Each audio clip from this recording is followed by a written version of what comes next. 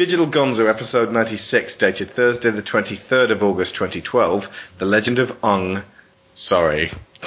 Don't do that. The Legend of Aang, Book 1, Water. Water. Earth. Fire. Air.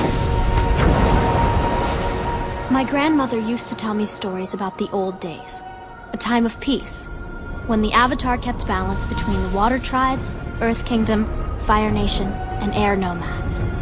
But that all changed when the Fire Nation attacked. Only the Avatar mastered all four elements. Only he could stop the ruthless Firebenders. But when the world needed him most, he vanished. 100 years have passed, and the Fire Nation is nearing victory in the war. 2 years ago, my father and the men of my tribe journeyed to the Earth Kingdom to help fight against the Fire Nation, leaving me and my brother to look after our tribe. Some people believe that the Avatar was never reborn into the Air Nomads and that the cycle is broken. But I haven't lost hope. I still believe that somehow the Avatar will return to save the world.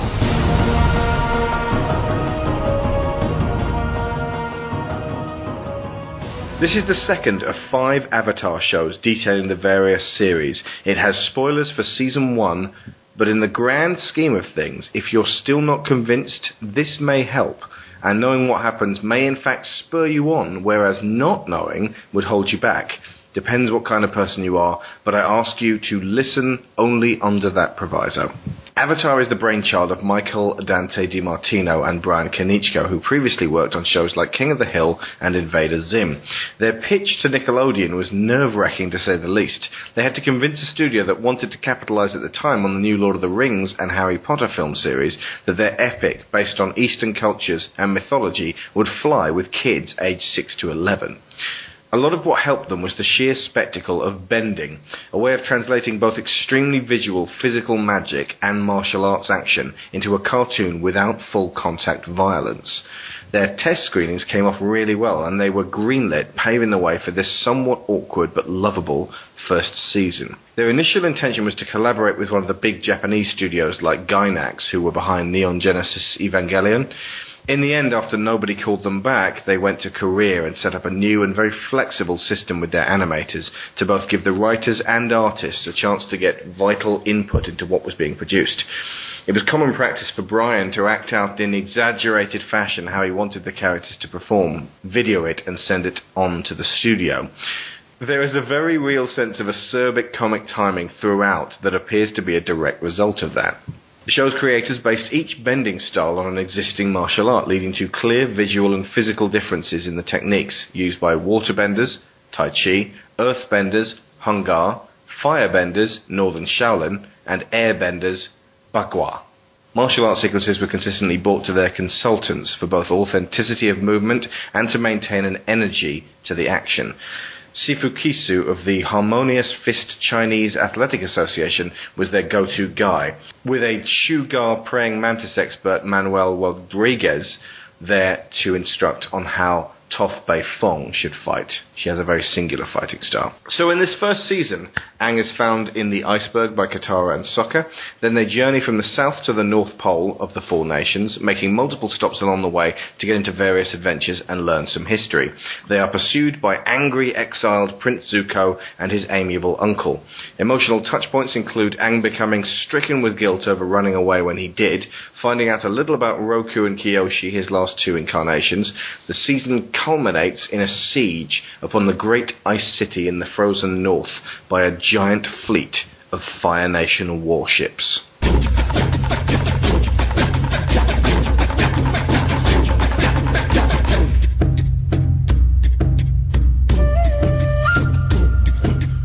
I think, by and large, Book 1 is the weakest of all the series, and I'm including Legend of Korra in that, simply because it feels like the creators behind this are still kind of feeling their way as to what kind of show this is going to be. and they're slightly confused about who their audience is. Sometimes they think, oh, this is the kids, and then sometimes it's targeted at adults. What's great about the later series is that they find that balance where it's appealing to everyone. See, I felt like that was carefully controlled, and they were like, right, let's just make sure that Nickelodeon know that we are definitely going for the 6 to 11 bracket, and then we'll try and slip in more and more mature themes as we go. But it's more elegant. Do you know what I mean? It's more elegant. It's handled better later on when all the numbers are in and Nickelodeon know that they're doing good things and that they're extremely popular. At the beginning, they had to be a bit tentative in case they got... Because after, I think, 13 episodes, The Storm was the one where they might have got cancelled because it was like halfway through the season and it's like, do we continue? Are the numbers working? So that is the point when it suddenly starts getting good, because when they come back, they're like, right, okay, we're going to carry on with this, and they get more confidence. That said, a lot of the seeds of what makes this show absolutely fantastic are sown here. Specifically, the dialogue is great. Sokka, Katara, Aang are immediately relatable. Maybe not as complex as they become later, but definitely likable, great characters. You do get a great sense of the world. And I feel like that's what Season 1's role is. It's very much introducing you to the world. Here are the Earthbenders, here are the Firebenders, here's a bit of background on the world, and stuff like that. Whereas later on, in Season 2 and Season 3, they really get into the meat of the narrative. I think you're right about it having that easing you in feel to it, but I have to admit, I thought that was a strength rather than a weakness. It does hold you by the hand a little bit sometimes, but it's never unnecessarily exposition-filled. They have enough scenes that kind of... they weave in what you can see going on around you, or around the characters, to give you an idea and a sense of what the world feels like. And it's interesting that you made the comparison between that and how Korra starts, because I have to admit it took me a lot longer to warm to Korra because it was so bang, now you're in, here's this incredibly in-depth political situation that everybody's having to deal with. And I was sat there thinking, well, I could really have done with a little bit more introduction and a little bit slower easing into how the story's going to play out. Also, Korra does have a different pace to the rest of them. Because they've only got 12 episodes, there is a real momentum to it, but there are some times when I think there should really have been one show where they just kicked back and hung out and there was no major danger and it was just a character building exercise. So just one or two extra ones of them would probably have benefited it. I expect that was a result of them thinking that it was just going to be a 12-part miniseries, begin and end, and now that they realize that this is going to be going on for a while, I expect that's going to start showing up more. Of course, and I'm really looking forward to those. Oh, yes. There is a feeling about this first season of this Aang series that it feels a little sitcom-ish almost in a way, where a lot of episodes will start... That's our Sokka. Yeah, exactly. But like, a lot of episodes will start... Hello, Sokka. It's sort of a directionless in a way. Like, a lot of episodes will start with the trio fly in on Appa to some place that they're kind of going, or they'll stop and visit. Things will happen, they'll have a bit of an adventure. Zuko will probably catch up to them and try to catch them, but they'll narrowly get away. And then at the end of the episode, they will fly away on Appa onto their next adventure, and it all feels very... At the end of the episode, everything's wrapped up nicely, and you may know a little bit more about the world, which is good, and you enjoyed it, but it doesn't feel like there's a single thing leading everything along. Whereas in later seasons, it's not nearly so neatly wrapped up at the end. At the end of the episode, a character may be missing or have been kidnapped, or they may have learned something horrible about what is coming up in the future that they're going to have to deal with.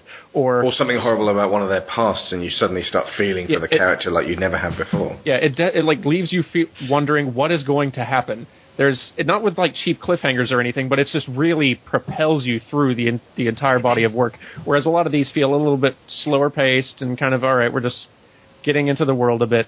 It's more modular as well. They don't necessarily lead on to each other quite so much. And that's true. Later on, they all become parts of a whole. Yeah, I wouldn't recommend cutting out any episodes in your viewing of this at all, because each one gives you some information about the world or introduces a character that'll be important later, but they don't propel you through the season nearly as well as episodes will in the future. So I think that's the main reason a lot of people kind of lose interest early on because it feels maybe a little kiddie compared to what it will later, and because it doesn't have that just propulsion through. Imagine skipping the King of Omashu the first time you watch it, and then like, who is this guy? Later on. Exactly, yeah. Or Jet as well. Yeah. It only has a one-off episode in Season 1, but becomes an emotional touchstone in Season 2. With Season 1, it's very much a case of they know where they're going. It's a case of how do they portray this to the viewer without going too far in one direction. There is in Season 1, obviously, all the way through, there is the underlying tone that Aang's trying to escape from. He is the Avatar. He doesn't quite want to own up to it, so he sidetracks himself by riding penguins and going to go and swim with elephant koi and things like that, which is all fun and kind of makes it all a bit lighter, but all the way through there's this underlying tone that it's going to be serious. He's got to have to accept it at some point. That's one thing that I would say that's really positive about Season 1. Seeing how immature and childlike Aang is in this season gives a lot of weight to how the character evolves later on. Going back and watching these episodes, because I'm seeing them through the eyes of somebody who's watched the entire work, these episodes do have more weight because I've seen the entire thing. And you feel like these characters have really evolved and changed in a very organic way along their journey. I said the same thing about watching Young Justice last night. It kind of took a long time to start up, but then once I'd seen some of the more emotional character-based episodes near the end of the series, going back and watching the earlier ones, they now have that much more meaning. Because you have to invest, and you can't immediately invest in characters. Yeah. It doesn't really work the other way around. It's rare for a TV show to make you care about a character that quickly, that much. You kind of have to spend some time with them.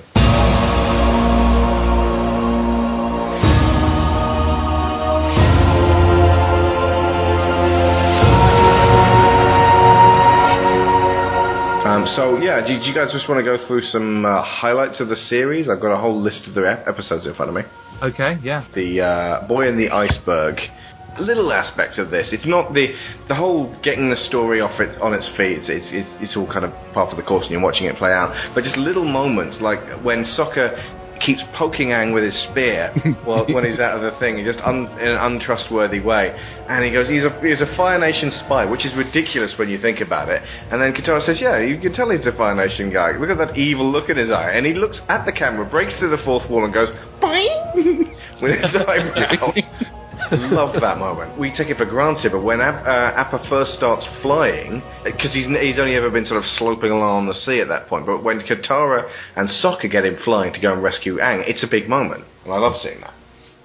And seeing Sokka kind of get really excited, like, oh my god, oh wait a minute, I forgot the character that I present to people. I'm very cynical, and then suddenly adjusts himself.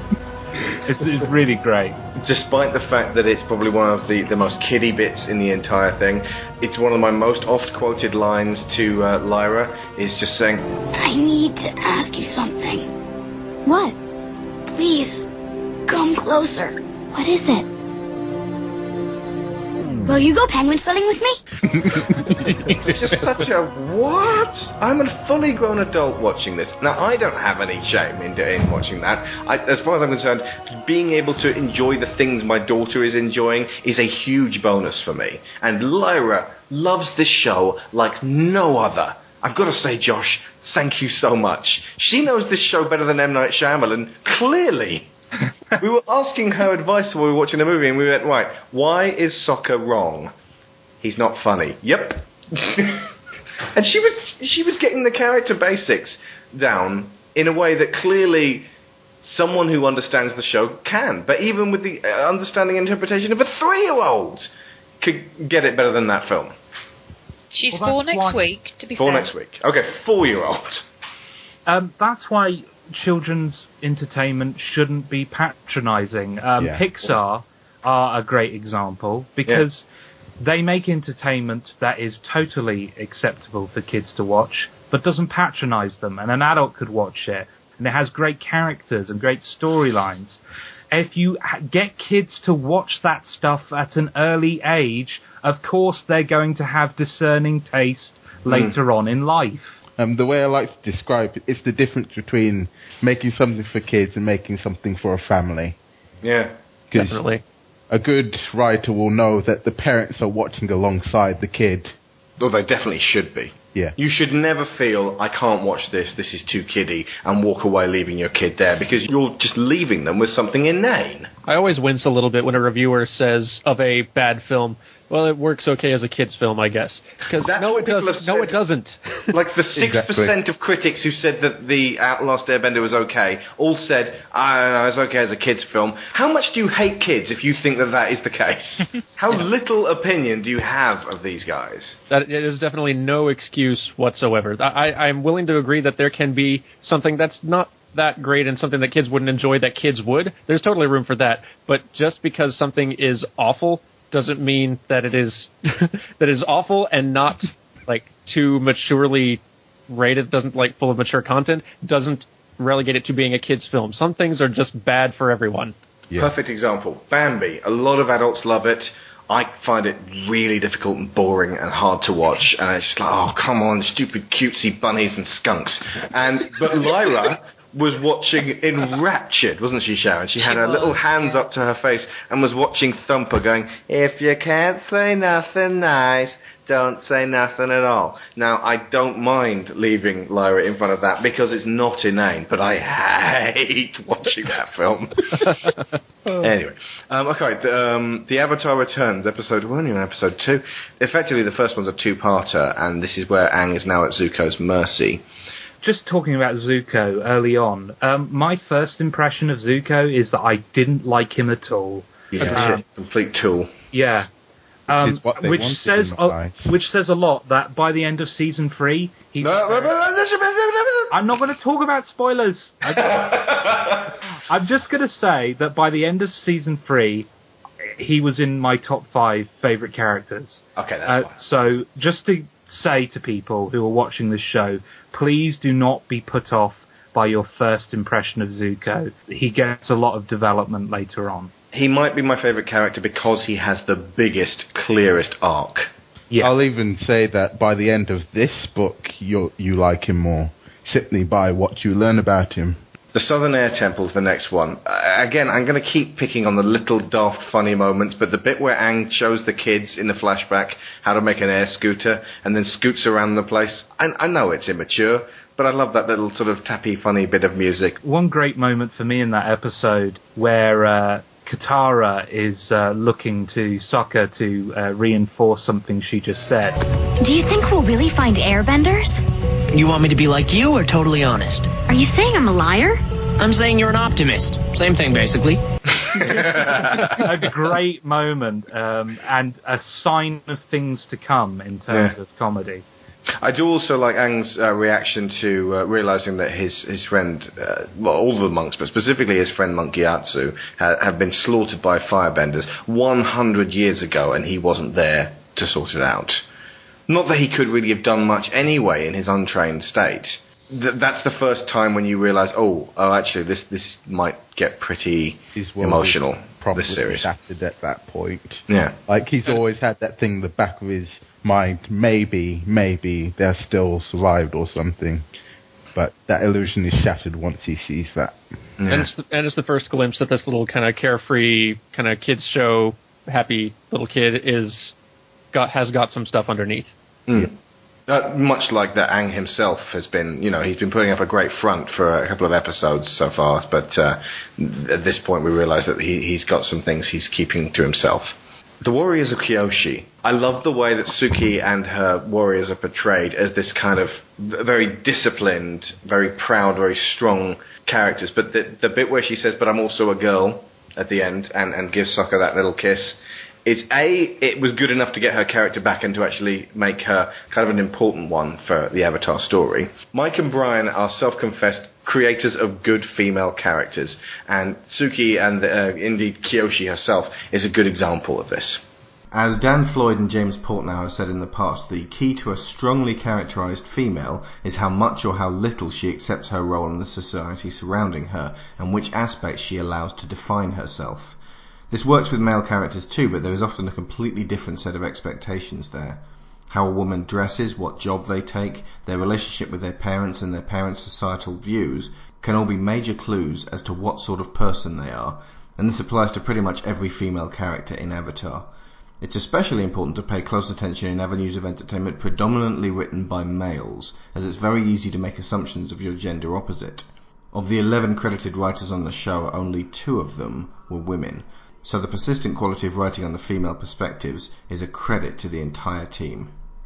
Kyoshi's one of my favourite episodes, The Warriors of Kyoshi, in Season 1. It was actually the first one that wasn't written by either of the two, either it was written by Nick Malice.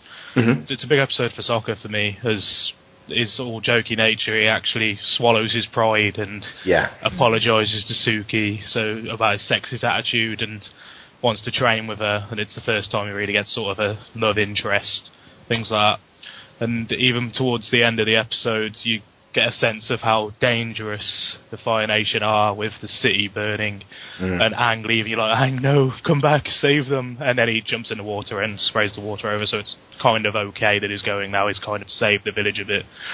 But it quite kicks off there for me. They write strong female characters, but they are female. They're not just males who happen to be female. Even Toph, who is very much a tomboy, still has a femininity to her, and much of her personality is rejecting her place in society. This show, 60-odd% of its audience are female in terms of the fan base. Much like Firefly. Yeah, and I'm just thinking, well, duh, if you write great female characters in an action adventure they will come. They will come. You don't have to...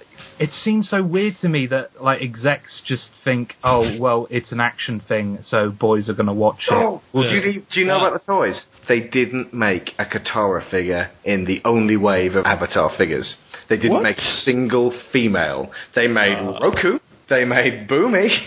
Apparently, according to the art book, they kept badgering Mike and Brian. This Ung in the spirit world is a simple blue repaint. So who does he fight when he's in the spirit world? Well, no one. He doesn't have a body. How about this Zuko guy? No, Zuko can't do that. You have to understand, it's a spiritual... Could Ung wear fire armor? No, that would burn him. Could Ung perhaps wear air armor? That doesn't even make sense. We've got this mock-up for an air glider rocket launcher thing. That's not something Aang would use. You have to understand, we're talking mostly pre-industrialization tech here. The Soaker-mobile. Are you even listening to me? How about this Raku versus King Boomer volcano playset? That could never happen. Zuko's fire base. He lives on a ship. This one actually lights on fire. Isn't that dangerous for children? Ung's staff has attachable blades. Oh, dear God. And he comes with a robotic monkey companion. Actually, that's a funny story. Originally, Aang was going to be... It transforms into a space jet. Never mind. Well, son, we're not getting anywhere here, so what ideas do you have? Actually, I haven't seen a Katara figure in here. Action figures based on girls within Toyline's mind-sharing with pre-tween male demographics are for sissies.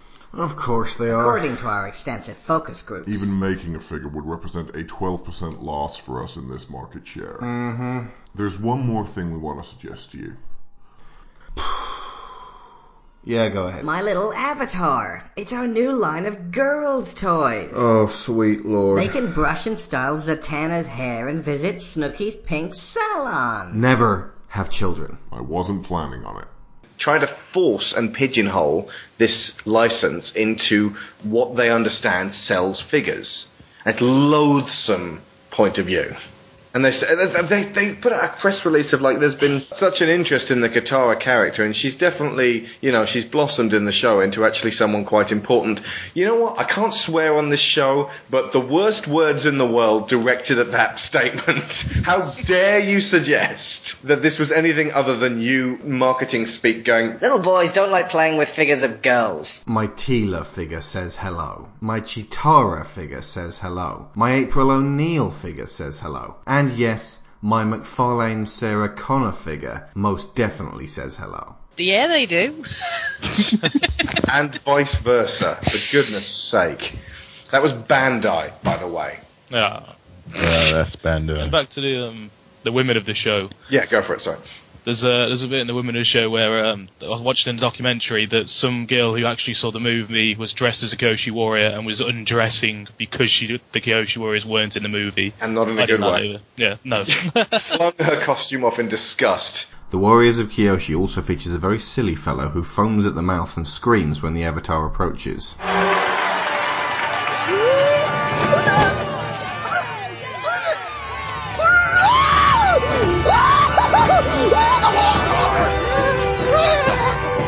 Clear nod to hysterical Beatlemania, which somewhat distracted from the actual talents of the artists, and more recently Bieber Fever, which does not.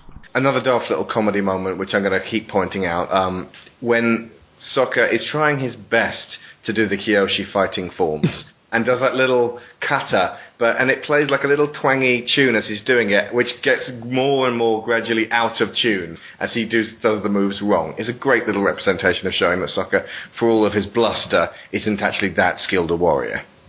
Not yet, anyway. He doesn't have the self-control, but yeah, he definitely has potential. It's kind of the first step of his growth, though. Like, he's not very good now, but he, toward the end of this little training sequence, has actually shown, like, he learned a few things from these warriors. But as with certain other characters, the key to his growth lies in humility. Yes.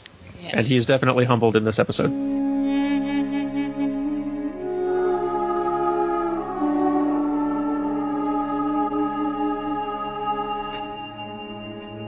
The King of Omashu. Now, this is one of the ones I put on my list of must-watch, even though it doesn't immediately seem massively important. We could talk about the episode and talk about all the spoilers in it, because it's, at this point, folks, if you're listening, it's spoilers ahoy. I love the character of Bumi. Yeah. I find him hilarious. You're a mad genius. I was like, what are they doing with this? But now that I've seen it, I'm like, every stupid thing this guy comes up with is brilliant. Oh, Kangaroo Island, eh? I hear that place is really hopping.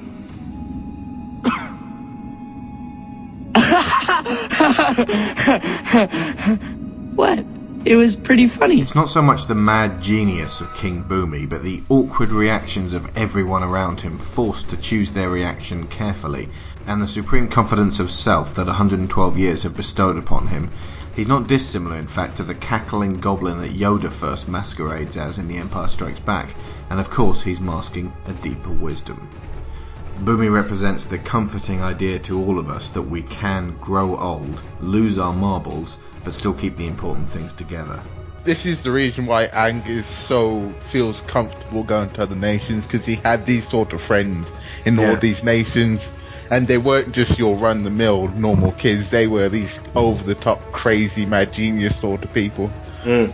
But he had Fire Nation friends, he had Earth Nation friends, he was, much like Iroh, he appreciated all cultures, as an Avatar should. The show also stands as your first introduction to what real earthbending actually looks like, which is a very impressive introduction, I have to say. Also, it's a mystery show. It's one of the first ones where there's a puzzle to be solved. Yeah. It's when you look back on it, you're like, well, obviously it's him. It's one of the first ones where Aang is given a test. A literal test. Daddy wants a kiss from Flopsy. I love the little throwaway exchange line when they're trying to come up with Bumi's name. And maybe it's some kind of riddle. I got it! Yeah? He's an earthbender, right? Rocky! Because of all the rocks. We're gonna keep trying, but that is a good backup. Send them to the bad room or the good room. Oh, and of course the other running gag in this that not only makes its way entirely through the Avatar series, but into Korra. My cabbages! My cabbages! Cabbage Corp. The other My day, cabbage company. in Tesco's, Lyra stood in front of the lettuces and went, "Oh no, my cabbages!" Now that should at least show you the way that this is sunk into her. Yeah, there's a guy, for outsiders who are like, what is that about? There's a guy who is trying to sell cabbages throughout the series, and his cabbage cart gets destroyed in various unlucky ways, and that's based on a recurring gag in Cowboy Bebop, where the same old guys would turn up in every planet that they visited. Oh, my cabbages! My cabbages! Oh, my cabbages! My cabbages! Oh, forget it! Okay, Imprisoned is the next one. Haru, the Earthbender, and with the wonderful George Takei. Yeah. There is one bit in the film which drove you nuts, isn't it, Sharon? It actually relates to Imprisoned. Yes, of course. When they get to the village that's supposed to be sort of the analogue of this episode. The less expensive. Yeah, and then that whole thing about Haru being really cagey about his earthbending, and the brilliant fact that it's an essential part of who he is, and he's being forced to conceal it because he's terrified of what it will mean, gets translated to, some kids were throwing some stones at us. It really hurt. Yeah, they go to the village, and obviously in the episode, Kitara makes this amazing speech to try and inspire them to use what skills they have to stand up to the Fire Nation. And in the film, Aang does it. He just takes away that power that Katara had. Even worse, in the film, they're just still on the Earth. There's no reason why they couldn't. Yeah. They just didn't. Yeah. And Earthbenders are so powerful, you know, and seeing as the firebenders in the film can only firebend like bonfires and, you know, stuff like Candles. that. Just surround the braziers in huge amounts of rock. They can't get at it. Yeah, exactly. There's a reason why this war with the Earth Nation has been going on for so long. It's because the Earth Nation are not, you know, a flimsy group of people. These are powerful, strong people. You can't put all of them in a metal room. Yeah. Yeah. Or wooden room, as it turns out later in. What's even better? That lemur's airbending. No. Oh, come on. I'll show you earthbending style. See, all of this stuff we're talking about are the funny bits. You can't not include the humour in the film. That makes no sense. Right, the next one is the Spirit World. That's the one with the giant panda. I think that episode's great just to introduce the spirit world, having that village be in danger by this creature, but also have it be an episode where Aang discovers that side of him as well. Aang is quite a spiritual person anyway, so he takes to it quite easily, I would say, and naturally, yeah. Without a full understanding of how it all works, because he kind of accidentally gets into the spirit world and accidentally gets back again. But I think it's also great because you get to see Aang take the more pacifistic kind of approach to the situation, because you see this monster and he's just tearing up the place, and your immediate reaction is, okay, we're just going to defeat this evil creature. But no, Aang sees a different side of it and tries to understand why this creature is acting the way it is. And the end of that episode is great because it's about trying to find balance, and which is ultimately what the show's all about, and trying to settle this situation peacefully in a way that both parties are satisfied rather than destroy the evil monster. This one's heavily influenced by Princess Mononoke. I was just about to say, I think there's a lot of Mononoke in this one. It ties in very much with the philosophy of spirits. They're not malicious. They just have a nature about them. Also emphasises the idea that bending is a natural thing, and it's not in and of itself good or evil. And, you know, even the different elements, the Fire Nation may be quite heavily weighted towards people who are using their bending abilities for ill, but that doesn't make them evil, and it certainly doesn't make firebending in itself evil. It's just the way it's being used. Yeah. There's two bits spring to mind. In the film, again, one of the first things in this ridiculous opening monologue crawl plus voiceover, Katara tells us that the Avatar was the only person who could commune with the spirit world, communicate with it. Which is rubbish. No. We know this to be untrue. The guru. What about all those sages? There's a whole bunch of spiritual people in the world. Iroh can sort of see them. Yeah. That was just absolute codswallop. Speaking of Iroh, we do get to see we get to learn a bit more about him in this one. Oh, yeah. He gets captured and taken away. Oh, yes. Is being taken away. For one, we learned that he's actually a lot more wily and clever and potentially powerful than we've probably seen up until this point. But we also learned a bit about his history. This guy was actually was a serious great general, and we see him being, even though he's prisoner of these guys, quite respectful of them at the same time. Yeah. You get a much better grasp of who his character is in this episode. Oh, and the other thing is that in the movie, for no real reason, Ung talks to Roku's dragon over and over again. Yeah. It's never made clear who this dragon is, why the dragon's significant, and Roku's dragon doesn't even talk. And Roku isn't in the film, and that's confusing as all hell for everyone involved. He's mentioned, but he doesn't appear. Mm. And again, we said to Lyra, who does that dragon belong to? And she said, Roku. I'm fine with him talking with dragons, but it was to no end in the film. Well, I just like the idea of the previous Avatar helping to nurture the abilities of the next. It was just such a great idea to me that it's like passing the torch, if you know what I mean. It's passing on those skills and that knowledge to the next. It was clever. It was a good way of handling things. Because they portray that they have the closest link to the previous Avatar before them. Mm.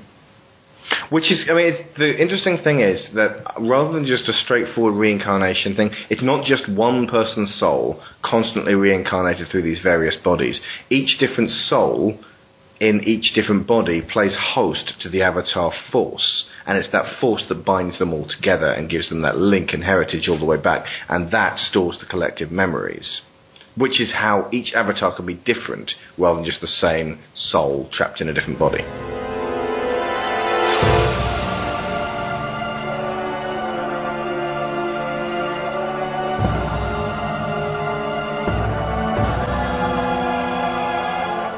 Next episode is the Winter Solstice Part 2, where again he tries to go to talk to Roku. That neat bit of tricking of the sages is probably my favourite moment in it. That the whole Sokka's plan didn't work, but it looked like it worked. Yeah, I like that this episode also introduces our main driving, like what the ultimate goal is. It introduces this comet is coming. It creates urgency in a way which the early. It's like half dozen shows before this have not necessarily had, so it's just kind of been following these kids on their adventures going around. Now we see that there's a time scale. This thing is coming, and if they are not prepared for this fight by that time, then it just significantly raises the stakes. Doom. Yeah. Oh, in the film, did you notice that Sozin's comet was coming in 3 years? Nice way of covering their backs, just in case the development time on the next two films was a lot longer. They should have said 30 years. Okay, our next one's the Waterbending Scroll. That's when they meet the pirates, and I think one of my favourite bits in this is Aang's bartering. What say ye to 2 copper pieces? And no one else, the pirates don't talk like pirates. It's only Aang who talks like a classic pirate in that. It's quite an interesting ethical scenario going through this series, because they're not just cut and dried Boy Scouts the whole time. It's not like, Katara, you shouldn't have stolen that scroll, stealing is wrong, and then returning it and everything's hunky-dory. There also isn't a case of, like when Aang lies in The Great Divide, they're not like, I can't believe you did that, go back and tell them the truth. It's a case of, okay, maybe some unethical things actually have good ends. One thing I like about Shades of Grey. I like about The Great Divide is Aang learns a crucial lesson. Sometimes people are just assholes. The next one is Jet. And Jet is a character inspired by Spike Spiegel from one of my favourite animes, Cowboy Bebop. At least in terms of his look and his laconic charm. And he's a very manipulative character. We were discussing this earlier when we watched the episode, Sharon. He's very good at getting people to do what he wants them to do and making them want to do it. He is very similar to Zuko. Yeah. And in terms of how the character develops, he's almost a microcosm of Zuko's arc. It's really interesting. Good ideals turned just twisted. Yeah. Where the ends don't justify the means. I love the little bit of dialogue they have when we're first meeting Jet and his crew with the, hey Jet, we found these barrels of blasting jelly. It's like, hey, good find. Hey, we also found these jelly candies. Also good. Let's not get those mixed up. The reference when he shows her his treetop house is Robin Hood, Prince of Thieves. He's sort of holding on to her and going, this is my treetop house. Are you not amazed? And she is, in this case. I made him this hat. There are multiple key characters in this that come back later on in the series. It's nice to get the callback on them, and in fact they do this quite a lot. That characters that people liked in the this first series get callbacks and get brought back in later on. It's a great way of it's kind of like a long running comic series like Preacher or something. I never thought I would compare Avatar to Preacher, but they go, hey, remember this guy? We brought him back, and he actually has to this end something of an arc as a result. It's just like Josh says. Once you've seen the whole series, things come into light when you watch it from the start again. Yeah. Oh, another really neat bit about this is the floating doll thing. I was like, I can't believe they went that far. Floating doll. Like, this is what they show whenever there's a burned out village. There's always a doll on the ground. Or like every film, there'll be a burned doll on the ground. Just so kids died in this one. But then they flip that by having the little girl pick it back up and go, Mrs. Pretty! It was a great way to display why soccer, being practical, helps them. You can't always trust everybody you meet. Yeah, it's good seeing his cynicism be right, like the broken clock being right twice a day. Like, sometimes Sokka is right, and you don't just dismiss everything he says. Not only right, but downright useful. Next one is The Great Divide, which I think, Josh, you specifically dismissed when you were saying, you don't have to watch all of these ones again. I was like, dude, I love The Great Divide. Because this is the one... It's very Marmite. Some people love it, some people hate it. Really? What's to hate? The problem is, nothing really feels like happens to some people.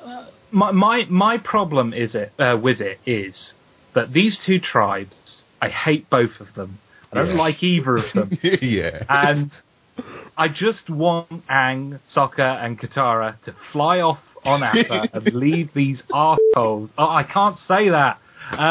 That's just what a filthy Zhang would say. They are basically elves versus dwarves as well. Yeah. Yeah. Look, for me, the reason I like it, at least let me say this, it's Aang doing Commander Shepard stuff.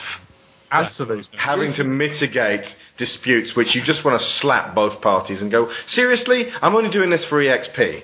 The reason why I like is literally because he learns that sometimes people you just can't deal with.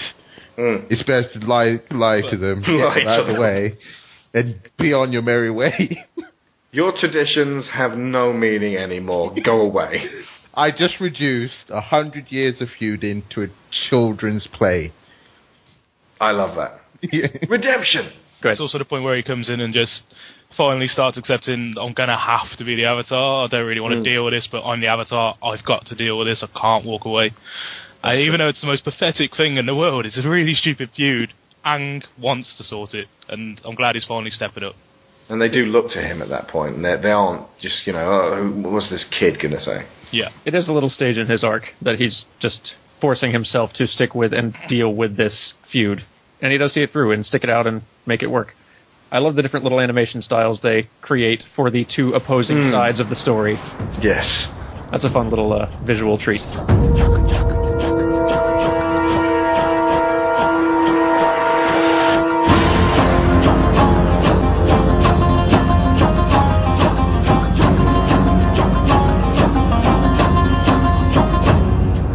The next one's The Storm, and this is the one where we find out the circumstances which led Aang to fly away. Now, in the film, they say something along the lines of, they told me that I could never grow up and get married and have a wife. And it's like, how did you interpret that? How did you interpret that weird George Lucas, creepy monk-like thing out of this particular episode? They never told Aang that. Avatar Roku was married. Many of the previous avatars are married. That is not a condition of being the Avatar. What the hell are you talking about? Especially... Oh, no, I'm not going to say that. Edit what I was about to say. Yeah, I get the feeling I know what you're going to talk about. Yeah, unfortunately, you were new for that, yes. I was just like him. Spoilers. Zuko's backstory is explained here as well. Ah, yes. And this is when you're starting to sympathise with him a little bit more than you previously were, because you're understanding where that anger and frustration is coming from, and the way he was treated by his father, just being punished over the most trivial of things, just because he had an opinion on something Based on ethics, I might add. Yeah, that because he was trying to be his own person with his own thoughts on things, he was severely burnt by in the face by his and father. Disgraced. Yeah, and just cast out by his father and banished from his nation. And he blames himself. He feels like this is his fault, that he has to regain his honor. You immediately start thinking, Zuko, what are you thinking? And this kind of... Who are you and what do you want? Yeah, exactly. And this is something that progresses, one of the major things that progresses through the next 2 seasons. Zuko becoming his own man. Mm. This episode also has some really nice touches in it that show how far ahead they'd already been thinking and designing. There's little moments like Iroh bends lightning, and we see Azula in the crowd scenes in the background. It's the first time we see Azula, actually. Yeah, and her glee at Zuko being maimed is appalling. There's a lot of elements there where they knew exactly what they were going to do with it later. That they've worked into an early season. I just love seeing little touches like that tie it all together. And I also love the little fisherman's line of, I'm too young to die! I'm not, but I still don't wanna! Yeah, I like that. And it was like, we're going to go save your husband. Me too. I'm staying here.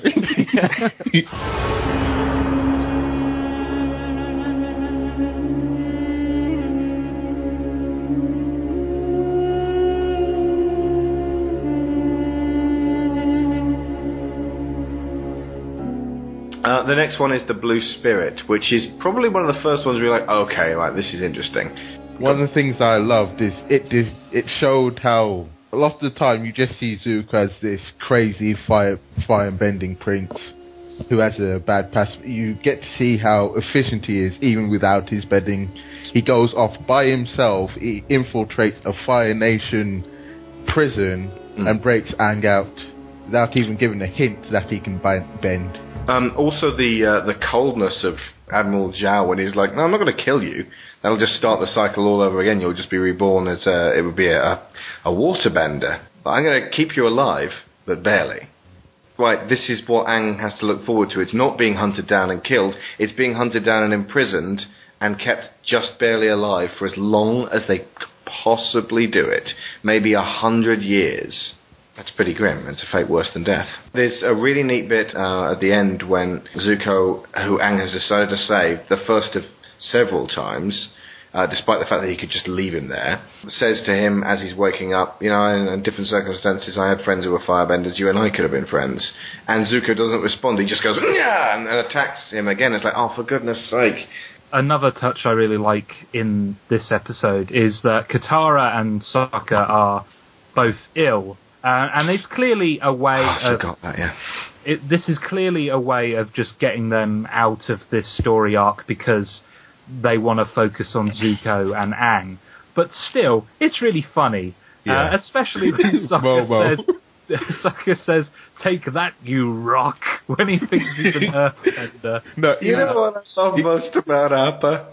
His sense of humour. Oh, you're killing me. Classic Appa.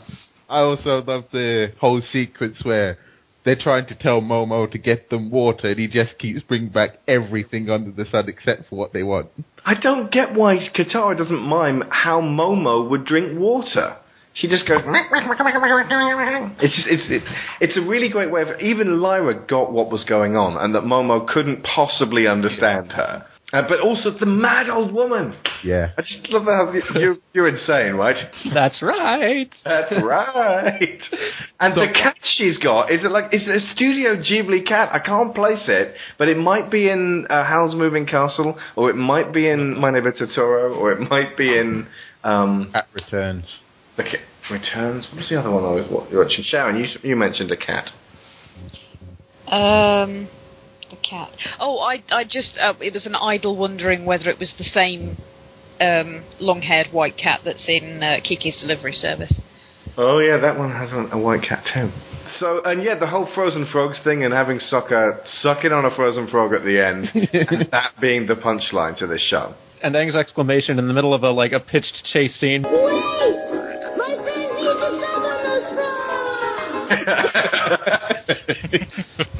Oh, and yes, we also get these really awesome archers who never turn up again, but are really cool and accomplished archers. Oh, yeah. They say the Avatar can make hurricanes and run faster than the wind. It's like, oh, that's just Fire Lord propaganda, and then he comes zooming past, and they sound the horn. It's not just zooming past. He goes round and round the side of a canyon, then zooms past, leaving them choking in dust, and then just as he goes past, I made this noise, and then there's a little sound effect of it. It's not actually the Roadrunner going beep beep, but it's goes, and it's like, oh my god, they've just been made Wile E. Coyote. The fortune teller's the next one. And we get the great Jessie Flowers doing her first voice for Avatar as, is it Meng? I think so, yes. Yeah, the girl who has the hots for Aang. And there's this kind of, when she realizes that he isn't going to requite her love, she just sort of does this slump, and her like gappy teeth go, oh. And she then grabs her unmanageable hair and pulls it down and goes, yeah, Katara doesn't have this hair. At that point, I feel for Meng, specifically because Jessie Flowers is incredibly charming from the very word go in this. She plays Toph later on. You'll learn to love her. Meng's infatuation with Aang is one of the many moments, especially in this first series, where there's a distinctly Peanuts vibe to the show. There's that same sense of overly precocious kids feeling their hopes and fears and frustrations just as intensely as adults. You know what I don't understand, Chuck? I don't understand love. Who does? Explain love to me, Chuck. You can't explain love. I could recommend a book or a painting or a song or a poem, but I can't explain love. Well, try, Chuck. Try to explain love. Well, say I happen to see this cute little girl walk by, and Why does she have to be cute, Chuck? Can't someone fall in love with a girl who isn't cute and has freckles and a big nose? Explain that, Chuck. Well, maybe you're right. Let's just say, then, that I happen to see this girl walk by who has a great big nose, and I didn't say a great big nose, Chuck. You not only can't explain love, actually you can't even talk about it. One piece of dialogue that I really love from this episode is when one of the villagers says, Look! Can your fortune-telling explain that? Can your science explain why it rains? Yes! Yes, it can! Yes! One of the ones I really enjoy is, so, I bet she told you you'd find your true love whenever you wear those red socks. Yeah. So, how many times do you wear those? Every single day she told me, so of course you're going to make it. It's a great way of showing that Sokka's constant... Is it skepticism or cynicism? It's skepticism. Sokka's constant skepticism versus their constant optimism creates this complete seesawing of extremism in either end. There's some things you've got to have a little bit of faith on, but if you open your mind too much, your brain will fall out. Oh, and the other bit that's really great is when he goes to see the fortune teller and she puts the bone on the fire because that's the way she does her scrying, and it explodes and she goes, oh my god, you've got this weight of the world on your shoulders, there's going to be incredible climactic battles and stuff, and that's the thing that they would obsess about in the crappy film. And Aang says, I already knew about all of that, I just want to know about a girl. It's this great way of just sort of sucking away the pretension from that kind of story. I also like the duck in this episode. Yeah. The first attacks. The platypus bear, you mean? No, just the duck that attacks Sokka when he kicks that stone, and then a duck comes out of nowhere and starts pecking him relentlessly. But then the duck appears again when Aang is just standing there. It just walks on screen. Sokka says, oh, you're going to read my fortune? And she says, your life will be filled with torment and frustration, most of it self-inflicted. You didn't even read my palm or anything. I don't need to. It's all over your face. My life will be calm and happy and joyful. Ow! That doesn't prove anything. And yeah, I kind of feel for Sokka at that point. I'm like, yeah, you and me both, Sokka. We make things far worse for ourselves than we need to by caring so much. We both have an inability to go, oh, you know what? Enough. Don't care. The next one is Bato of the Water Tribe, voiced by the great Victor Sullivan. Which, because I'm familiar with, I played Uncharted before watching this series, was a bit disconcerting at first until I realised, oh wait, this is a very different character, and he's also a really great way of getting a sense of the Water Tribe traditions and stuff like that. For example, he takes Sokka out on his boat. I forget what it's called. It's like a initiation ceremony for Water Tribe warriors. Oh, the iceberg slalom thing. Yeah. Which is a nice way of expanding the audience's insight into the world, but also a great character moment for both Katara and Sokka. Richard McGonigal is the name of the actual actor, and he's only in it this one time and a couple more later on. There is an absence felt by Katara and Sokka's father in this first series. You know their mother is dead, but you know that they desperately pine after and miss their father because he went away several years ago to help fight the war against the Fire Nation, and they haven't seen him since. So this is one of those ones where they're given a possibility that they might be able to find him. And this is one of the ones which is where Aang actually shows a bit of more weakness and more humanity in there, in that he selfishly hides that information because he wants them to keep hanging out with him.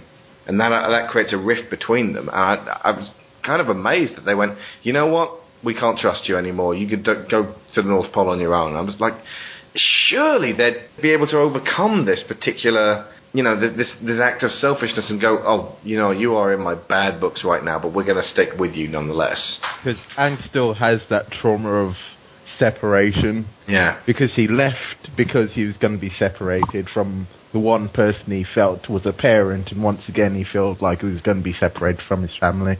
Oh, and Mass Effect fans? This is the first appearance of Jennifer Hale in one of the two characters she plays in the show. She also plays Avatar Kyoshi. And June is, as I described to Lyra, as a total badass. Yeah. Hasn't got that much of an arc to her, isn't that complex of a female character. One of the parts I love about the end of the episode, Uncle, I didn't see you get hit by the tongue. But that's made even funnier by the fact that June's eyes snap open and she's like, "Argh," yet paralysed. It would be slightly more insidious if she was still completely out cold, but the fact that she is then forced to lie on top of this, pervy old man is, it is heartwarming. But yeah, her Never will you hear that scenario described as heartwarming again. You heard it here first, folks. She's giving Uncle Iroh a bit of comfort. Would anyone deny? I think it's not disturbing because we know Iroh isn't going to do anything. He's a gentleman. He's just having a bit of a sly cuddle. Yeah. But her Shioshu in this is actually quite scary. It's this sort of rabid giant anteater thing. Yeah, it looks like a combination between an anteater and a star-nosed mole. Google that if you don't know what a star-nosed mole is. Oh, they're horrible to look at. I mean, I'm sure they're very sweet creatures, but they just look wrong. Yeah. A Resident Evil boss. Can I say how much I just adore the animal combinations of this universe that they make? Yeah. There are very few animals in this universe that are just one creature. They're usually a combination of two or three. And except for that bear that's just a bear. And then there's that one bear that's just a bear. But then there's the platypus bear that comes later. The more ludicrous they get, the more fun and entertaining they are, like duck turtles. And if you look at the art book, which I know you have, Dan, there's rather too many weird pig things. Like there's a pig chicken and a pig sheep and a pig cow. Well, it's that one farm where there's like a pig everything. Yeah. Which I figured was kind of its own little gag. There's a fake one that was, that we don't know if it's actually real, a flying hippo cow. Lord Ozai is riding it in one of Aang's visions in Nightmares and Daydreams. Oh, I love that show. One episode. Even Flopsy is a combination of a goat and a gorilla. Yeah. He's got these weird, creepy goat eyes. Yeah, sometimes it amplifies the cuteness, sometimes it amplifies how big and horrifying the thing is. Yeah. Or sometimes it's just really weird. And then there's the wolf bats, the buzzard wasps. Oh gosh, those are terrifying. Yeah. Saber-toothed moose lion. God, I love that bit where Sokka's on his own, making bargains with fate or whatever is out there that he will stop eating meat. We'll talk about that one. The Sokka nicknames it something like Fufu Cuddly Puffs or something stupid. Aang, this is my friend, Fufu Cuddly Poops, Fufu Cuddly Poops, Aang.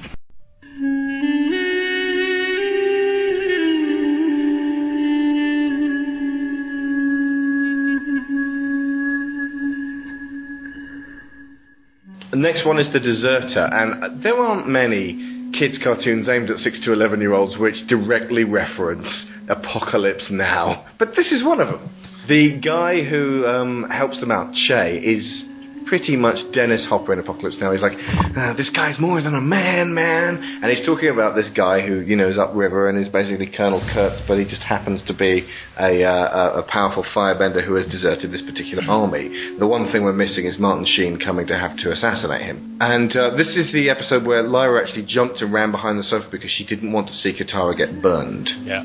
It's a really good upsetting image, and it's important for kids to see this because there could otherwise be a definite fascination with fire brought about from all this firebending, and I think they were just like, right, rather than just doing that thing which they did in the 90s by having all the guns be laser guns and having no one ever say the word dead, let us directly tackle the fact that fire can really hurt people, and even firebenders are in danger of their own element. John, he talks about how the other elements can be powerful and deadly, but they can't be accidentally deadly. Like, Earth can be extremely powerful, but Earth does not move on its own. Whereas fire, if something's set on fire, fire can go out of control and burn everything. It's the only element where you really have to be in control, otherwise it's in control of you. He does say first you have to learn water and then earth before you do fire because you need this control. Well, what if he's a waterbender for an avatar? What about... I think it's very much you need the stability of earth before you go to fire. Yeah. Okay. What if you start off as a firebending avatar? Then you're cool. Then it's fine. Talk to Roku. So, I mean, I see what he means. The whole point is you, specifically, you kid, you are all 12 years old, need to get your head straight before you start playing with this Discipline. stuff. It's very much discipline. It's very much the case of, because he's so used to air, where if air hits someone, the most they'll do is push them away. Yeah. Well, you only have to look at Zuko to see what happens if you play with fire. Yeah. This is one where we find out that this Zhao was actually Zhongzhong's student, and Aang turns it by using that lack of discipline against him. He ends up destroying his own fleet. Yeah. And the pirates get a call back in this one as well. Yeah. Oh, I do love the bit in the one with the water scroll of, can you not see that while you're arguing your own ship has sailed? There's no time for proverbs. I mean, literally.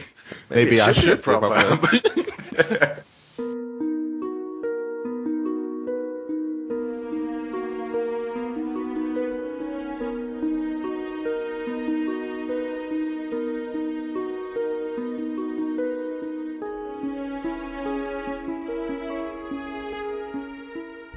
The next one is the Waterbending Master. This is where we meet Paku.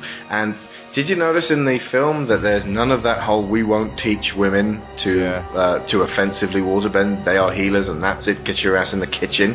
Katara, again, a fantastic conflict to get down at. Just when she's like, I'll be outside if you're man enough to fight me. And it's like, everyone watching the show at that point went collectively, whoa. Oh, bird. I watched that one today. Because this guy is possibly the most advanced waterbender in the entire of the Four Nations, and she just called him, well, not a man. And she says, like, Sokka and Aang are saying to her, there's no way you can win. And she's like, I don't care. I just want to make a point. Yeah. But that means that, because I think he spars with Aang, doesn't it? Because they've actually taken away a lot of his grouchiness and abrasiveness. He's just genial like most of the characters in that film. That's right, but he spars with Aang instead of having the duel with Katara, which means that whole scene where Aang creates a lot more power behind the waterbending than anyone was expecting, and it's like, oh wow, he's the most powerful waterbender. That was Katara. And they still got that. But Yeah. yeah, and also, am I right in thinking that that the film then left out all the healing bit? Yep. Yeah, there's no healing. Yeah, because I loved that when they went into the idea of using the waterbending for healing, which they went into in much more depth in the next two series. Oh, it's very well placed actually in The Deserter, where just after she's been burned, She heals herself. That's when she herself, finds out she can do it. Oh, and thank you for not healing me when I got two fish hooks stuck in my thumb. What? 2 fish hooks? He tried to get the first one out with the second. I just want to note at this point, people, all these quotes from this show, how quotable was the movie? There's nothing in there at all. Yeah. I knew when I saw you that you were a bender. That's all I can remember. Terrible, folks. I can't remember exactly the one that UA says about the spirit part. Your friend on Twitter quoted it earlier, Josh. Oh, the spiritual place. This entire place is built around the spiritual place. Brilliant. Say spiritual more. Is there a spiritual place where I can meditate? There is a very spiritual place. The city was built around this place. Genius! We're making a lot of little in-jokes to little one-liners the characters say, but that should emphasize this show is actually genuinely funny. It's not just like kids show funny. It is genuinely funny. Laugh out loud. Yeah, it's funny. Like, I mean, you would quote Firefly in this same way. Like, Yes. you know, an adult thing. You know, I think we should call it your grave. Ah, curse your sudden but inevitable betrayal. It is a very funny show. To cut that out, cutting that out loses. To consider that is okay to lose. Yeah. Well, let's get rid of the slapstick and everything else. Yeah. But I really do love... This is one of my favorite episodes of this season, just for getting to see Katara really get to, just a new side to Katara we haven't seen before, and getting to see her become powerful and more of the kind of character she's going to become in a way. I really love getting to see her kind of come to the forefront and just show her real strength in this episode. I was going to say, I think it speaks very much of the fact that her strength is to do with her determination and her commitment to the idea of getting Aang to where he needs to be. Because when she's put in that position where he says he won't train her, she backs off and says, okay, if Aang can't risk his training for my sake, I'll just go. Was I the only one who thought, just learn how to waterbend completely, go on your merry way, then teach her? You know, he can't make you unlearn it. He no longer has the power to go, I'm not teaching you, I don't care about the world. Which is the most immature way of looking at it. For goodness sake, this is way bigger than your pride, Paku. And this fight scene is probably the best one-on-one bending duel that occurs in series 1. In all of series 1. It's really it's awesome. It is a glimpse of the sort of thing you're going to start seeing regularly in the future. Yeah. I mean, yes. Because you've seen Fire Nation people dueling each other, and it's one of those Agni Ki from the film. Yeah. Was it just a case of how's that pronounced? Agni Ki or Agni Kai? Let's go with Ki. So no one will care. Maybe they just thought no one will care, or it doesn't matter. That's the only reason that they would have decided to just pronounce it Ki. Carry on, sorry. It's very much, when two waterbenders fight each other, it's very much you send out one attack and that person subverts that attack and changes it into something else. Well, yeah, because firebending is very direct. It's like attack, attack, attack.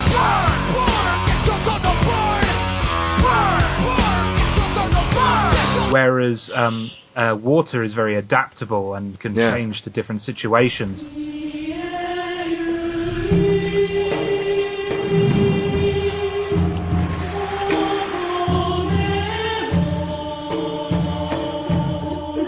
And you're seeing Katara apply these abilities in very different ways. Like, for example, when she gets flinged into a fountain, she makes a pillar of ice and starts flinging discs of ice at Paku. And Paku's like, oh, whoa, wait a sec. I wasn't expecting that. Oh, and also, when Sokka starts trying to be charming with Yue, he actually, you start to root for him, and there's we could, do an activity. And for all the time she's on screen, you start to sort of, you like Yue, and so the point is that her sacrifice at the end actually has some meaning. They could have gone on for longer, but there is a sense of connection. Yeah, there. And again, that's all completely lost because there's no arranged marriage in the.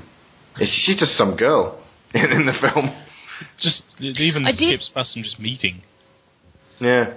And then Sokka met this girl called Princess Yui, who he quite they became liked. friends straight away. Yeah, let's not show any of that, shall we? My brother and the princess became friends right away. Too much expensive. One thing I thought was really quite interesting about the way Sokka and Yue's relationship goes is that it kind of blindsides you with regards to Suki, because you think there's something going there, and then Yue comes on the scene. It's like, oh, okay, I guess Suki was just going to be some girl then that he met. And of course she comes back in a much more pronounced way later on. Although, speaking of which, the Yue thing doesn't leave Sokka. No. And that does actually come back to literally haunt him. He's just like a little bit of him has been left behind at this stage, and it's, I don't know, they never really go into it, but you feel like that this thing's going to keep him up nights, literally.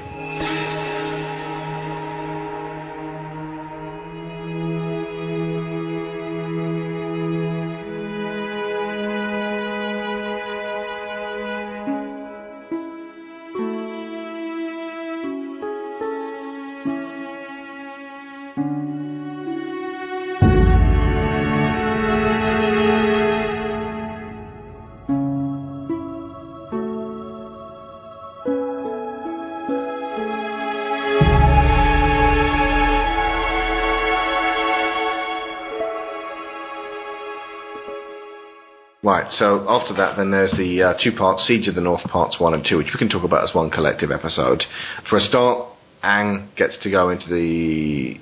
Well, when the Firebenders attack, Aang gets to go into the spirit world, and we get that weird, rude monkey who's kind of Rafiki. Just go away. I'm meditating, please. The meeting with Ko the Face Stealer is one of the best monster moments. Oh, I love it. So creepy. In Avatar in general. Yeah. Exceptionally good delivery from the voice actor for Ko.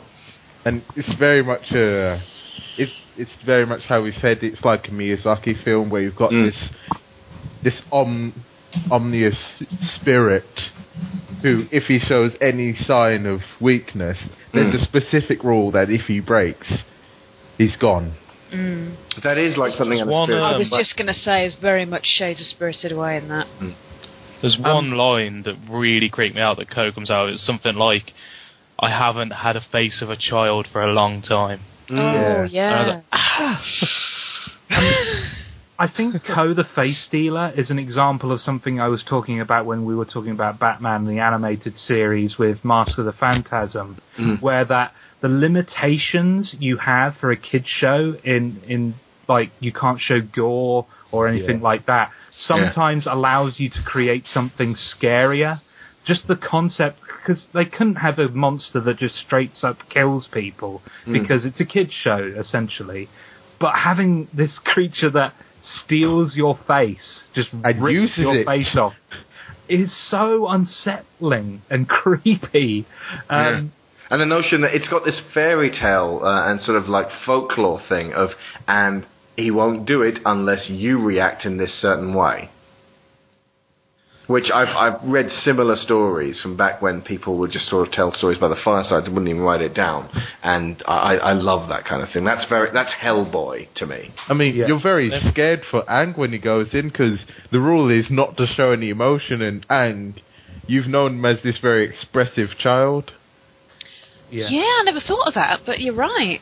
He never has a blank face. No. There is a bit where he nearly breaks as well, and Ko gets right in his face, like, ah! But, he breaks into a smile, and then Ko sort of turns around and immediately looks at him and he's like, oh, shit. It also, Ko is doing everything in his power to try and trigger a reaction from Aang. Like, suddenly coming in and shouting. It's like, right, come on. You're scared. Come on. And be scared. The old monkey in closet trick as well. Yeah. I love the design of him, though. The way they've made him a centipede with an eye, but the face is the pupil that keeps changing. Just everything about it's just really freaky. The bit where he mentions a past avatar trying to kill him because he tormented him with the face of a loved one. Yeah, and then he uses it. Yeah. As if this is only a small part of the show, but it's fascinating how much we're getting out of this. I mean, he's trying to coax a reaction out of a past self that he knows Aang might be in connection with. Why hold a grudge against a past life? Yeah.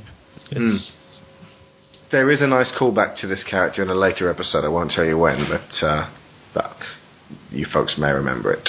And I have a theory that he's going to show up in Korra season 2. You gotta remember, he's the oldest spirit that they know at this point. Yeah. Ooh. That'll be a moment that everyone goes, oh! While watching. Yeah. I can't wait for that. What if he turns up with the face of somebody you know? Oh man. Oh, not nice. And then just sort of pulls it out from behind his back and goes, oh, check it. I got Toph's face. I'm sure I have read a fairy tale or a myth or something of about a face stealer. Not specifically a face stealer, but something that drinks your emotions. Like you express a certain emotion near it, and it steals that emotion from you, and then you will never feel that emotion again. This is where it's very much because I watch a lot of animes about Japanese folklore, and this is where they're getting their roots from. Spirits are a force of nature, not an antagonist. Yeah. Right, Sharon asked something interesting, which is, Admiral Zhao kills the koi carp that represents the moon. Oh, yeah. What would have happened had he killed the one that represents the ocean? That is a good question. What happens if you put the ocean in a bag? Would the ocean go red? What happens if you then set the ocean on fire? Well, my theory was that the ocean would freeze instantly, and it would be impenetrable ice that even waterbenders couldn't get through. Because the balance and the harmony would have been broken. Well, I think, the way Aang channels the ocean spirit, it would be more of Aang channeling the spirit world, because the moon spirit came down to the earth to be with the ocean, so it might be a case of he opens a gate to the spirit world or something like that instead. Or, dude, a gate to the moon. So, I mean, this is a really great double. This is the one where, if you remember, I tweeted, okay, just finished Avatar Season 1, Book 1. Wow. Yeah. To which you guys responded, dude, if you like this... That's nothing. But I think it's valid. This is a really good, strong season finale. It has a cinematic feel to it, to the point where all they had to do was really just put most of it on screen for the film, and it ended in a way that could have been a lot worse, maybe? I don't know. Basically, Nickelodeon actually aired this as one whole thing. They didn't split it up into 2 episodes. Yeah. Correct. As they should. It's got a sense of loss, and it's got a sense of jeopardy, and you believe that the water tribe are in real danger. And the glimpse you get to see it, what happens when you mess with the balance, like truly on a spiritual level, mess with the balance. I mean, you gotta imagine, it's not just there that the sky is red. Yeah, it's gotta be everywhere. And I love how they go to, when it goes to black and white, and the only colours you get are from the fire and then Yue's eyes. That's wonderful animation. That's a great touch. And I've never seen that done in a... calling this a kids show is a terrible misrepresentation of both kids and this. The only thing that bothered me about this episode, I can't really say bothered me, the bit towards the end with Zhao, the hand coming out of the water, taking him and killing him. Now, do you suppose that's Aang killing him, or the ocean spirit La that Aang joined with killed him? I think Aang killed somebody. It's a death squad of unseen tribe folk. I think it's the ocean spirit, to be honest. Yeah, because the ocean spirit drops Aang off, doesn't he? The ocean spirit drops Aang off and says, okay, the moon's back, I'm going to return back to that pool. But before I return back to that pool... I'm taking you down! Yeah, and it was... Like, Aang would never have killed Zhao, but this is an ocean spirit. And it's also a great moment for Zuko. It shows that even if Zuko hates this person, he's still part of the Fire Nation. I should save this person. Also, Aang was in the Avatar state, and it is debatable as to whether he's even Aang at that stage. Well, he's not, because that's the thing with we'll talk about this in the next series, but the Avatar state is more of a defense mechanism. It's, you open yourself up to the universe, and you sort of lose yourself in that. Well, I took it as, in this particular example, where he's turning into Koi Fish Zilla. Just Koizilla, I believe that's what they call it. Koizilla, is that he's actually possessed by the ocean spirit. Because if you notice, it is the ocean spirit looks at Aang, both of them light up, and that's when it happens.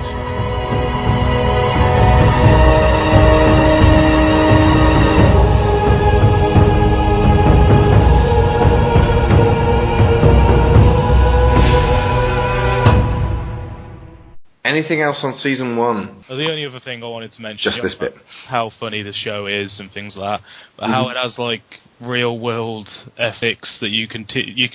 I'll put my daughter in front of this show, and it teaches her things like, obviously you said earlier about the fire burning Katara. It teaches there's little bits that happen in real life that could teach them to share things like that. Not to get angry. Yeah. It really does teach. It's brilliant. Not to make disparaging statements about women having to do the laundry. Yes. Yeah. I mean, but back when we were kids, that was done in such a more clumsy way. Like at the end of bloody He-Man, he'd turn up and go, Orko showed us an important lesson today about not crossing the road too fast. Joe stuff. Yeah. And it was like, oh, come on, there's no more elegant way you can weave that into the show. You've actually got to tell us. And I thought that as a 5-year-old child. That's what I love about this. If you can see the child thinking, oh, if that's how Aang treats people, that's how I should treat people. There's a reason why people used to tell stories to get across moral decisions. Yeah, morals. That's the word I've been looking for. Sorry. I would have accepted just once if Sokka had finished the show and just sort of turned around. Like, it had faded out and then faded back in again, and Sokka's standing there, and he says, on today's show we learned an important lesson. And then Aang comes in and messes with him, thus taking away his dignity. And, then I would have accepted that just once. They could still do it with Bolin. Wheel of morality, turn, turn, turn.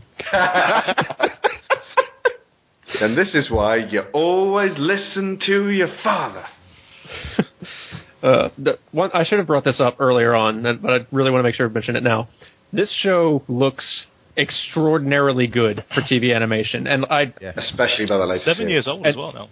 Yeah, and that's one of the first things I noticed about it. The further I went into it, that TV animation usually has to be really efficient and budget and cheap. So that's why you'll see. Or you look like at a Disney film, like the way the characters are animated. There's a new drawing for just about for every second frame. There's just very smooth and flowing and just tons of work. Whereas TV, you'll get they'll do something like the Simpsons, where they'll hit a pose and stick there, move to another pose and stick there for a while. It's very efficient in the way they work. Yeah. So I was really amazed looking at this show how good it looks.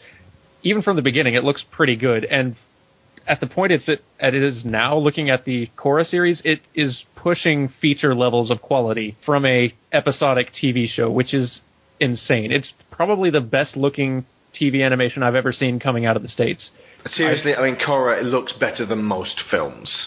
Korra looks like mind blowing. I did some research, but not a ton of research, but I did some. And just the fact that it's like with the elemental bending stuff, fire and water and all those effects are really hard to do. Those are some of the hardest things to do in animation, and they have a show built entirely around that, and they do it very, very well in lots of creative ways. I did try to do some research to figure out why this show looks as good as it does compared to other ones. The main thing I found is that it has twice the budget of other animated shows. So I think like a Futurama or a SpongeBob SquarePants or some show or something will cost about roughly $500,000 per episode, maybe. This costs $1 million easy per episode, even the old Aang series. Whoa. Seriously? $1 million per episode? $1 million per episode. That's how much? your money where how your are they mouth making their money back? Just advertising and DVD sales? I guess. I have no idea. And fingers crossed, Blu-ray sales? A dedicated fan was a dedicated fan for the series. Applause to Nickelodeon because we were kind of joking about the way they just throw stuff at the wall to see what sticks and to just try anything, but that they actually committed that amount of money to this show is amazing.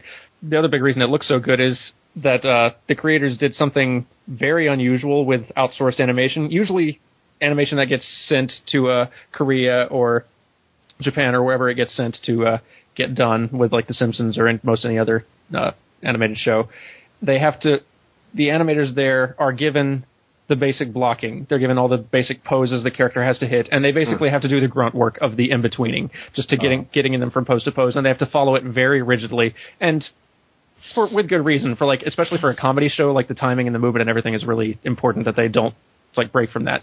But with this show, the guys decided, let's give them some creative freedom to actually push it and improve upon it, which is fairly unheard of for outsourced TV animation. And so basically they're handing something that is already probably pretty good and well blocked out to these animators out in South Korea, and then those animators are taking it to the next level.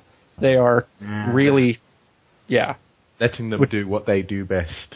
Absolutely. Which I can say this as an animator, if you give an animator a little bit of creative freedom with something, they can often make it twice as good. They can bring a whole new idea or subtext to something that you never thought of before. That kind of makes a lot of sense, because animators probably got into that business because they're creative people and they want to be able to put something of themselves into their work. If you give them ownership of that work, then that's going to bring out more in them than just saying, here's stencil copy. Absolutely. No, it makes them want to push it further and make more of it. And I think, that absolutely shows up. The style, too, it basically combines anime's efficiency with, kind of lots of held poses, lots of frames that get held a lot longer, so they can put a little bit more design and detail into the characters with a much more Disney-ish style of pose design and sensibility and character. And just the fact that it's animated to English dialogue, I think it's an anime style and it pulls a lot of anime strengths, but it still has a very Western sensibility to the animation itself. It just pretty much brings out the best of both. Anybody who's an animation nut should really get into this series, and if for some reason you can't get into the show and don't want to watch it, just go and find some clips from The Legend of Korra, because that show is just jaw-dropping.